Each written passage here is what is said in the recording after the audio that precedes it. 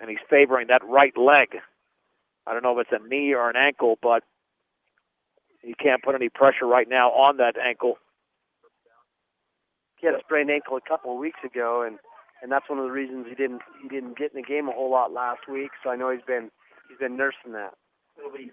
First down and 10, just shy of the 50 for Weld Central. This is very dangerous for the Beat Diggers after we'll give them 13 yards on that play for J.J. Cirrus. Yeah, you don't like this if you're Brush unless you can stop them here defensively and have the 1-point lead going into the locker room. Under center is Cirrus. The back's in an eye. And there's the gift to Page. Runs into a blocker and then drives his legs across the 50 to the 47 before he's driven back. It's a gain of 3. The good thing is the clock is moving. Joe Rosenbrock was in on the play, and there's a Beat Digger down. One thing about Page and Cirrus, boy, they both keep their feet driving. They're hard to bring down. Let's see who's down there for the Beat Diggers. I mean, there was a mess right there in the middle of the field. And I'm not sure if that's Austin Acosta or Felix Calderon.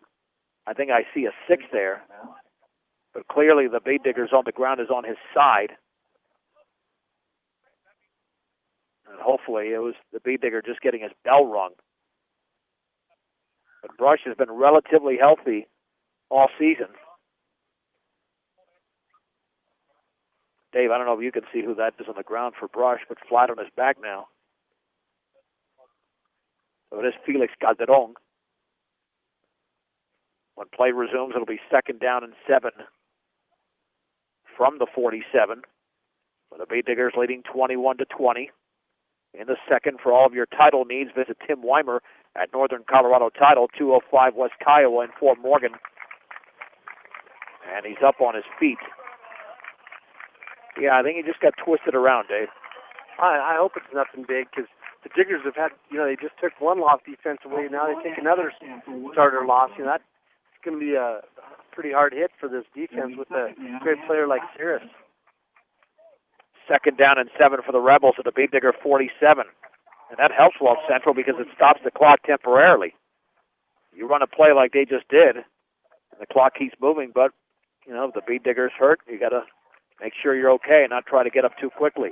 Hopefully Calderon will be back in the game momentarily. 2nd down and 7. Kyle Muir is now in there on the left side. In motion to the left is Hollingsworth, the pump, and there's a heave up the right sideline. Hoff is out there, and he has got it. Knocked out of bounds at the 20-yard line. 1st down, and it's a gain of 27.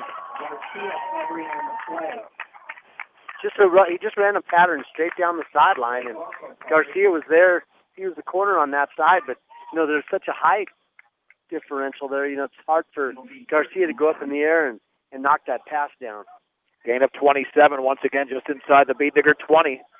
We've got 2:06 to go, so plenty of time for Weld Central to take the lead by halftime. And again, that 4th and 4, the Beat Diggers could not convert, is looming larger. Cirrus, play action, rolling to his left, looking to throw, rolls back to his right. He's going to take off with a football, and he's going to run out of room, and he's going to be thrown down. Looks like a loss of a couple of yards right in front of the Weld Central bench, so we'll have to dissect exactly where the gain was. Did he actually pick up yardage? Holy Mohangus. I think he got to the 17. Well, I thought that it was a loss. We'll give him a gain of 3. I thought he was thrown back, but Cirrus is so athletic. He made something out of nothing. 1:30 to go, clock running. Cirrus will take off with a football. Big hole up the middle to the 10. Breaks the tackle, spinning inside the 10, and he's down. 1st and goal at the 5, maybe the 4, for J.J. Cirrus, a gain of 13.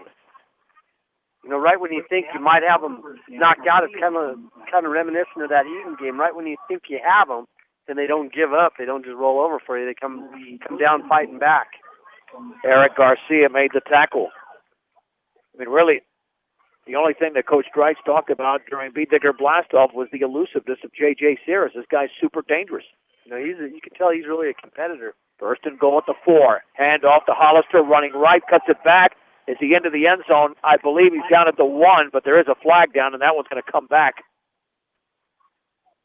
And that'll set the Rebels back to probably the 14-yard line. It is a hold against Weld Central. That's a big penalty against the Rebels, but they can certainly make up for it with the passing game, which has been extremely efficient tonight.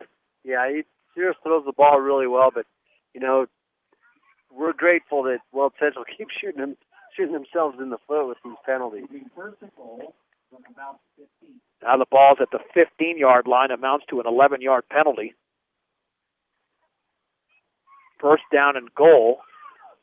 And that clock, is it going to run? Nope. The referee was going to wind it. Now he's not winding the clock. The Weld Central's got 1:04 to go with 2 timeouts. First and goal for the 15. Saris, play action. Rolling left, looking for a block. Throws along the sideline. That pass is going to be caught.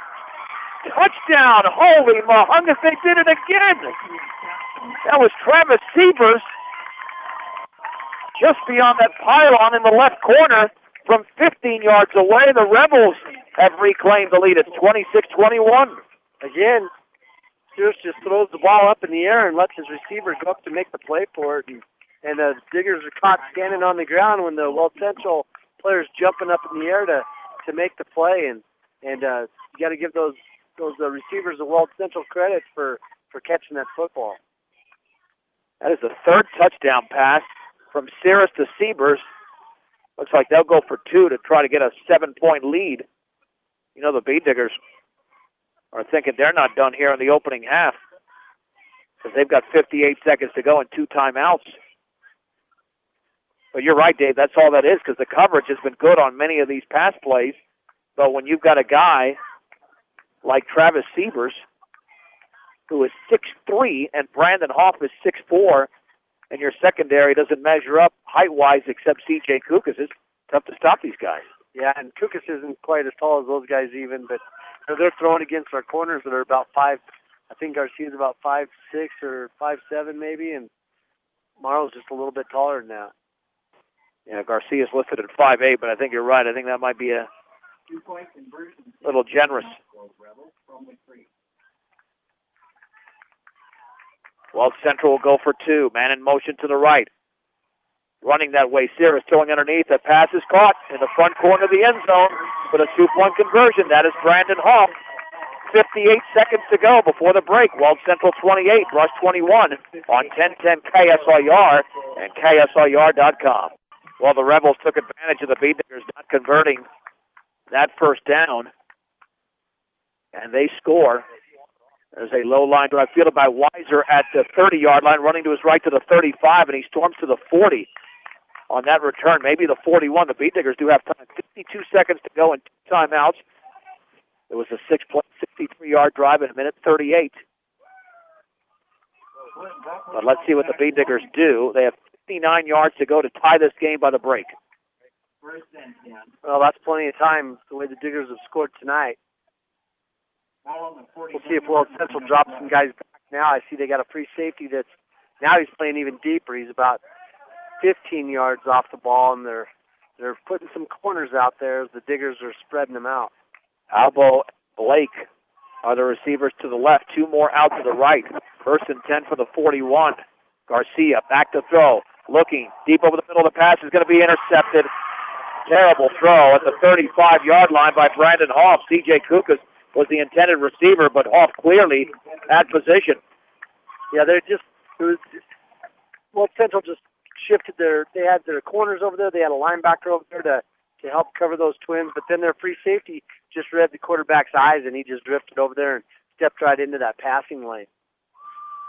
Now the Bead Diggers have to be careful that Weld Central not going to try and score again. 47 seconds to go at their own 35-yard line. They know that the Bead Diggers get the second-half kickoff. Saris is going to roll to his right. No pressure. Throws along the sideline, and that one is going to be broken up by Garcia nicely at the 38-yard line for Coleman Schleiss. If that one is caught, there's trouble. Tell you what, that Saris is a good quarterback because he's right there. He threw that ball on purpose a little bit short. I could tell. I thought maybe he understood, but he was right out there in his receivers, not in his face, but he was over there coaching him. He was telling him to come back to the ball.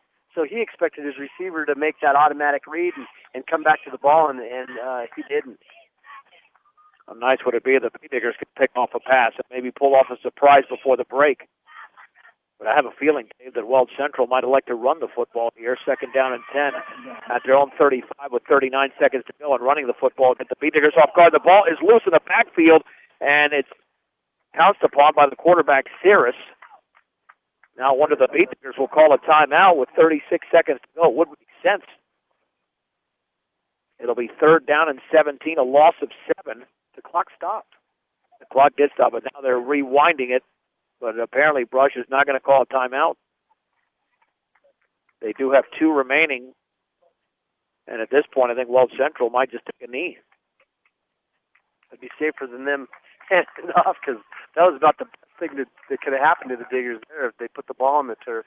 3rd and 17 from the 28, and taking his time is Cirrus. We're at 10 seconds to go. Up to the line, and Cirrus is going to hand it off right up the gut, and that's a yard, and that's it. I believe that was Eli Hollister with the carry, and he gained a yard, and that is it, and the opening half is over, and Weld Central leads Brush 28-21 as we go to the break on 1010 KSIR and KSIR.com.